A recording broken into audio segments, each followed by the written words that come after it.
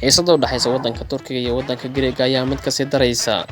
Madaxweynaha Turkiga Rajab Tayyip Erdogan saacadii u dambeysay khudbadii u jeediyay wuxuu yidhi sidan: Su'aasha jirta ayaa ah kuwa doonaya inay kor u qaadaan xiisada iyo kuwa naga soo horjeeda, kuwaas oo badda Mediterranean iyo gobolkaba ka wada xiisada, kuwa diyaarka u ah inay gardareeyaan waddankaasi Turkiga.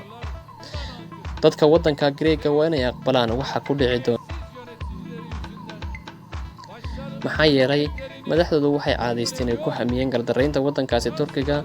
Sidoo kale dadka Faransiiska waxay ka warqabaan qiimaha ay iibsan doonaan, maxaa yeelay madaxdoodu waxay gardareeyaan waddankaasi Turkiga.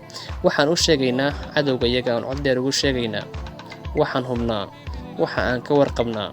Digniinta aan diraynaa waxa weeyaan qof kasta oo soo wajaha dhulkayaga, baddayada, hawadayada wuxuu la kulmi doonaa oo arki doonaa awoodayada iyo sidoo kale inaan sharci u leenahay inaan wax la soo baxno iyo fursadaha aan wax ku abuurayno, taas oo dhammaanba ku qudunta sharciga caalamiga. Kataa arki waaya wuxuu arki doonaa insha Allah fashilkiisa.